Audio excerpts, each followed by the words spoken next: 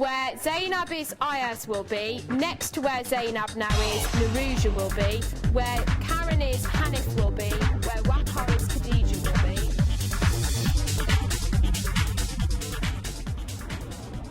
With over 50 different languages spoken in the school and 3/4 of students with English as an additional language, how does Valentine's High School in Redbridge get the best results for students? Since EAL pupils spend most of their time in the mainstream classroom, this is where the school focuses its attention. I'm making improvement in all my work. Right, good. In this film, we will see how Valentine's has adapted assessment for learning for EAL students and how teachers and students together keep track of progress and achievement. Make sure you found the one for writing. The school has an EAL specialist, Jan Pearson, who supports the mainstream teachers in the classroom and helps them with their planning. She works particularly closely with Alice Edwards and Shirley Forbes from the English department. People have very strange ideas about what partnership teaching is. It's sort of not something that necessarily happens inside the classroom, it's something that happens outside the classroom. So it's, in our situation, it's 2-3 teachers planning together, working out some curriculum focus, looking at individual children, looking at lesson planning, looking at strategies, looking at tactics, all so the whole gamut of the things that teachers do. The main thing is that they're on the scale. The end of the academic year is approaching, and the team are planning a lesson which focuses on how students can improve their levels in English. They think it will be a useful exercise for the group before they move up to Year 9 in September. Isn't it? Yes. Understand what it's about. Yeah. And it's drawing the conclusion, it's, you know... Yeah, exactly. Basically, we're using a graphic organiser in order to make the achievement clearer, make the point. So Yeah. It's just making sure these kids who are below 2 actually know that they've got a success criteria that they can meet, and it's in both languages. Right. I think it is quite important that Jan isn't an English specialist because she brings something different to the perspective of planning lessons. She's a little bit more like one of the kids in the sense that she's not spent the last 5 years at university doing Jane Eyre. And she can come in and say, this doesn't make sense, this sentence is far too long, these kids won't understand these words. We're able to take that on board and change our planning accordingly. For today, we're going to be thinking about 3 keywords, as you can see, and you've written them down in your book. The first one is evaluation, the second one is skill, and the third one is level. We're going to give you 2 minutes to discuss with the person next to you what you think those 3 words mean. No, they never choose where they sit. Every half term I change the seating plan. Generally it's boy-girl, but that doesn't always work because it may not be equal numbers of both. Generally try and mix the languages and the ethnic groups and so on. And obviously bear in mind that with somebody who's a stage 1 learner of English needs to be with supportive role models. For this half-term, Alice has put early stage learner Angkor next to Sophie and paired up Mohammed, who also has limited English, with Monica. The vast majority of the lesson will be talk and discussion, either in pairs or in a small group, and that leads obviously on to some sort of note-taking, some sort of recording, but not huge amounts of writing, not sitting in silence writing for hours upon hours. It's paired work. We never ask an early learner to actually sit and work in silence on their own. They've always got a buddy. So you can still got to improve on speaking and listening. But EAL learners always go in at the middle because they need good language role models, because they are not necessarily in need of the specific interventions that you might find in a lower set, which is designed for children with special educational needs, because they're not SEN, they're just learners in a different language.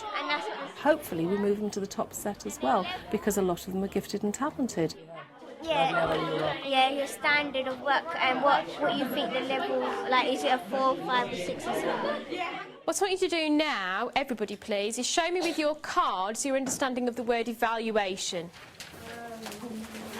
The green card means I'm sure, amber I'm not sure, and red I don't know. The students choose a card and put it in front of them on the desk. But you're not sure, then let's have an amber card. Well, the aspects of assessment for learning we've been using in particular are the traffic light cards. which we find are useful because it stops the problem of the same children always having the hands up and the same children always not having the hands up, and is not necessarily knowing what the silent majority do or don't understand. They can all turn a card, even if they can't say anything, even if they haven't got the language, they can all turn a card. So they can show a level of understanding, and of course you can provide the support. If they all turn red cards, you know that perhaps you need to start again. But it means that they all have the right to participate, and they all have to be aware that you could go to them at any time. And a red card if you're totally... The other thing about the traffic lights is that I don't understand and I don't know becomes a valid answer. And that's important because, again, if we're addressing issues of learning, sometimes you don't understand. Abara, what other skills do we have in English? Speaking, listening, writing, reading. And another one this group thought of which was interesting. Thinking. I thought that was an interesting one. If you're a certain level now, Sophie, does it mean you're always going to be that level? No, because you can improve in your work and aim for a higher level. Right, so hopefully you can improve on your work and always move on to a higher level. A lot of what we do in English, and that's probably why, again, we're connecting up so much with the EAL department, is that we do it through talk. So yes, there may be a written outcome, but the written outcome could be a diagram, it could be a brainstorm, it could be a mind map, it could be bullet points, but that will come probably from a group discussion so that they can perhaps copy what somebody else has written, so they're learning the words, but they're learning the words through the spoken language. First box going this way is going to be a not here box. It's not going to be right at the bottom here. The written element of today's lesson is a graph, which the students draw to show their levels across the year in reading, writing and speaking. Overall, I'd say that there are very high expectations of all our pupils, and that includes those who've just arrived and may have very little English, and it includes those who've been here a long time. So we generally, I would say, see the cultures and the experiences that the children bring to us as an opportunity for their learning and for us, our learning, rather than as a problem that we have to deal with. And I think that's important. Because you were aware, you weren't here, were you, in this school for these? Yeah? You got a pencil? Right, hang on a minute. A lot of them have come from situations where learning is not a school-based activity. It's a cultural, it's a communal activity. It's something they learn. We've had pupils who've come literally off the farm. Their learning is how to look after the animals with granddad, with uncle, with father, with older brothers. And the school-based learning that we do is completely different. Can you borrow one? I'm just giving my last one to Uncle. Can you borrow one for somebody on your desk, please? Right. So you know what you've got to do? And it's up until there, isn't it? Because that's when you came in at the middle of Ghost, didn't you? So you could do it up to poetry there, couldn't you? Wouldn't it be easy to do your y-axis all the way up before you start doing colours?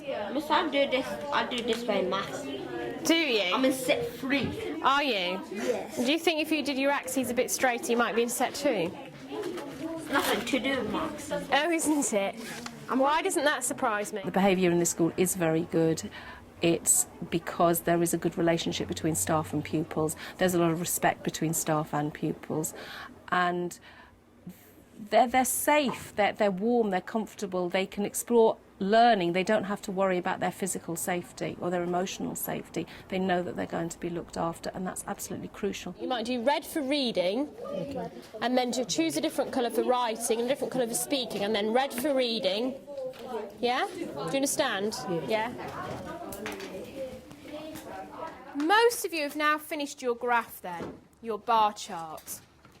You've used the information you've got in your folders about your levels. I want you to look at your own bar chart, have a chat with the person next to you about how your bar chart may be similar or different from theirs, and have an answer to that question. What does the bar chart tell you about how you need to improve in English? 2 minutes to do that now, please. Your reading is not good yet, but by writing and speaking is improving. Mohammed, what do you think to your graph? What does it show you? Reading. Alice and Jan firmly believe in the benefits of pair work for the EAL students. Reading. It gives pupils at an early stage who might not be confident about speaking to the whole class or speaking to a large group, the opportunity to practice what they're going to say and sort of sound things out on somebody else first. Obviously also it helps their skills because they'll be paired up with somebody who's got more English than they have. What conclusions have you come to? I've like, you know, writing, I've kept at the same speed. So I've like Same speed or the same level. Right.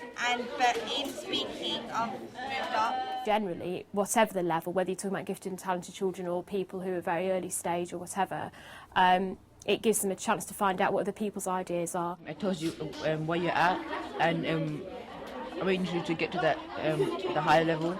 Does it tell you what you've got to do to get to the higher level? No, it tells you like. That's what I told you before, you wouldn't listen. I think that's particularly applicable to our subject because it's not a matter 9 times out of 10 is a right and wrong answer. It's a matter of opinion, so somebody else's opinion is always useful. I told you what in what area you have to like reach the heavy level. So like if you get like a 4 in reading, you have to get like to a higher level. Children can get very fixated with what level they are and not necessarily know what it means or what they've got to do to move on. And it's important across the board that they have some idea of what things mean and how they can use those things to help them rather than just see them as a summative statement of who they are.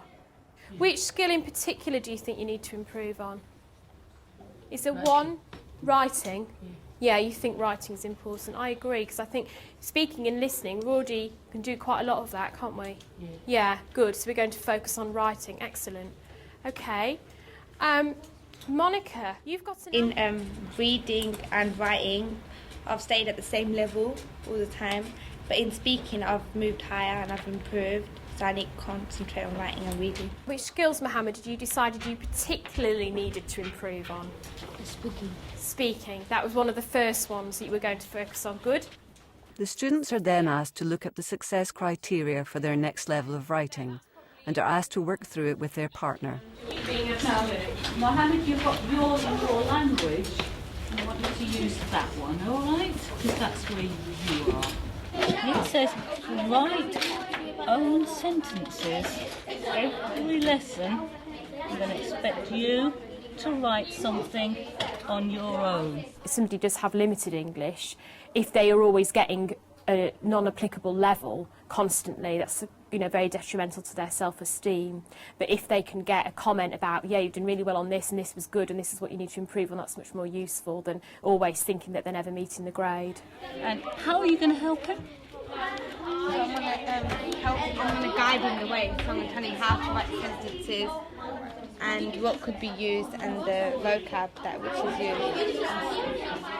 Right, Monica, are you going to tell us then a little bit about what you think you're going to do to improve? I need to check my accurate. So I need to check my work.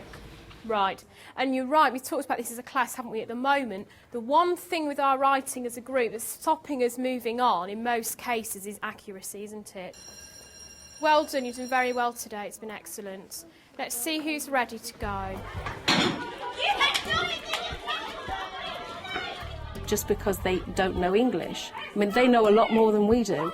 I mean, some of them are coming in here speaking 3 or 4 languages, and those are fluent languages, and they're languages that they're using for academic purposes. I can't do that. You have to admire what they've got and what they bring into the lessons.